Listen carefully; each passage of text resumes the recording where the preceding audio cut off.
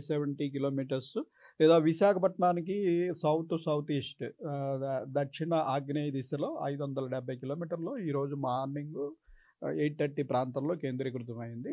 ఇది రాగల 24 గంటల్లో కూడా ఇట్లాగా ఉత్తర ఆగ్నేయ దిశ నార్త్ వెస్ట్లో ప్రయాణం చేసి మన కోస్తా ఆంధ్రప్రదేశ్ తీరం వైపు ప్రయాణం చేసే అవకాశం ఉంది.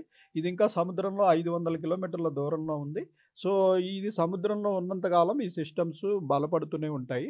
సో ఇది ఇంకా 500 కిలోమీటర్లు ప్రయాణించే సమయంలో రేపు మార్నింగ్కి మరింత బలపడి తీవ్ర తుఫాన్గా రేపు మార్నింగ్కి మారే అవకాశం ఉంది. అటు పిమ్మట ఈ తీవ్ర తుఫాన్గాన రేపు సాయంత్రం కానీ రాత్రి కానీ మనకి కోస్తా ఆంధ్ర తీరంలో మచిలీపట్నం నుంచి కళింగపట్నం మధ్యలో ఇంచుమించు కాకినాడ సమీపంలో తీరం దాటుతుందని ప్రస్తుతం మనకి ఇండికేషన్ వస్తుందండి. అంటే తీరం దాటేటప్పుడు పరిస్థితి ఏ విధంగా ఉండబోతుంది?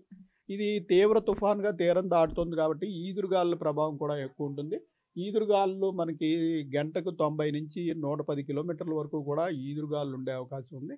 సో ముఖ్యంగా కోస్తా ఆంధ్రప్రదేశ్లో దీని ప్రభావం చాలా ఎక్కువ ఉంటుంది. అక్కడ క్రాస్ అవుతుంది కాబట్టి సో కోస్తా ఆంధ్రప్రదేశ్లో యాక్చువల్గా చాలా ప్రాంతాల్లో అతి భారీ వర్షాలు, అత్యంత భారీ వర్షాలు, ఈదురుగాలులు ఉంటాయి.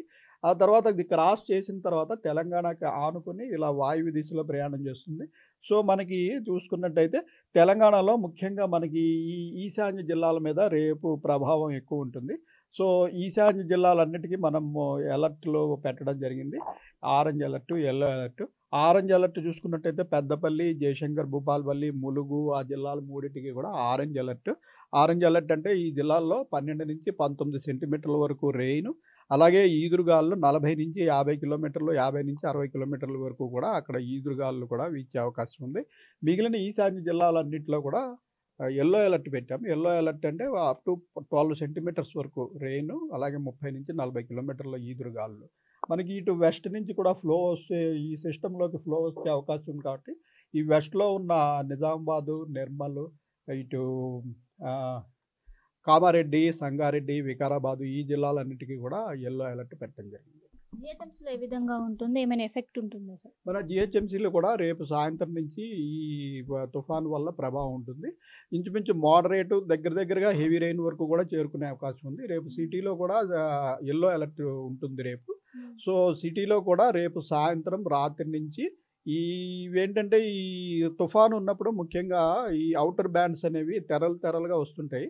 ఒక తెర రావడము, ఒక గంట 2 గంటలు మంచి రెయిన్ పడటం, మళ్ళీ ఆగిపోవడము, మళ్ళీ ఇంకొక ఇది రావడము జరుగుతుంది. సో ఆ రకంగా సిటీలో కూడా రేపు ప్రభావం ఉంటుంది. సిటీలో కూడా ఇంచుమించు 5 నుంచి 7 సెంటీమీటర్ల వరకు వివిధ ప్రాంతాల్లో పడే అవకాశం ఉంది. అలాగే ఈదురుగాలుల ప్రభావం కూడా సిటీలో కూడా ఉంటుంది. ఈశాన్య జిల్లా యంత్రాంగానికి ఎలాంటి సూచనలు జారీ చేశారు? మన ఇది 5 రోజులు బట్టి ఇది అల్పపీడనంగా మనకి అండమాన్ నికోబార్ దీవుల సమీపంలో 1000 కిలోమీటర్ల దూరంలో ఉన్నప్పటి నుంచి మనకి ఇది తుఫాన్గా ఏర్పడే అవకాశం ఉందని అంచనా ఉంది.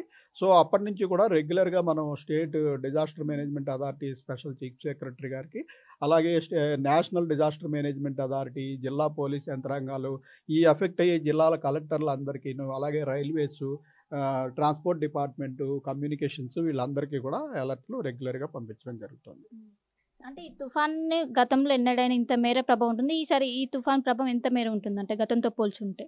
ఇది ఈ సీజన్లో ఈ తుఫాన్లు మామూలు పరిణామమే. యాక్చువల్ అక్టోబర్, నవంబర్ నెలలో తుఫాన్కి అనుకూలమైన పరిణామాలు ఉంటాయి. గతంలో కూడా ఈ సమయంలో మనకి 1-2 తుఫాన్లు రావడం అనేది ప్రతి సీజన్లోనూ జరుగుతుంటుంది. సో ఈ తుఫాను తీవ్ర తుఫానుగా దాటుతుంది. ఇంకా అతి తీవ్ర తుఫాను, సూపర్ సైక్లోన్స్ కూడా వచ్చినవి కూడా ఉన్నాయి. సో ఇది ఉన్న వాటిల్లో ఇది కూడా ఒక తీవ్ర తుఫాను తప్పించి ఇది అన్నిటికంటే ఎక్కువ గ్రేడింగ్ మటుకేమీ లేదు అట్లాగా. సో మొత్తం మీద ఇప్పుడు కొనసాగుతున్నటువంటి ఏదైతే తుఫాన్ ఉందో రానున్నటువంటి 24 గంటల్లో తీవ్ర తుఫానుగా కొనసాగి అనంతరం తీరం దాటే అవకాశం ఉన్నట్లు కూడా తెలుస్తుంది. ఇంకోవైపు ఈ తుఫాన్ ప్రభావం అనేది ఈశాన్య జిల్లాల్లో అయినటువంటి జయశంకర్, భూపాలపల్లి, పెద్దపల్లి, ములుగు జిల్లాలకు ఆరెంజ్ అలర్ట్ జారీ చేశారు. 2 రోజుల పాటు రానున్నటువంటి 2 రోజుల పాటు కూడా అలర్ట్ జారీ చేశారు. ఇంకోవైపు డే 3 అంటే 29వ తారీఖు ఆదిలాబాద్, కొమరంభీం, ఆసిఫాబాద్, అదేవిధంగా జయశంకర్, భూపాలపల్లి, ములుగు ఈ జిల్లాలకు ఆరెంజ్ అలర్ట్ జారీ చేశారు. ఇప్పటికే జిల్లా యంత్రాంగం మొత్తం కూడా అందరూ జాగ్రత్తగా ఉండాలి. ఈ తుఫాన్ ప్రభావం ఏదైతే ఈశాన్య జిల్లాల పైన కనిపిస్తుంది, అందరూ జాగ్రత్తగా ఉండాలి. అండ్ ఎంటైర్ తెలంగాణ మొత్తం కూడా మోస్తారు వర్ష వర్షం పడడానికి ఛాన్స్ ఉంది. ఇప్పటికే అటు జిహెచ్ఎంసీ అధికారులను కావచ్చు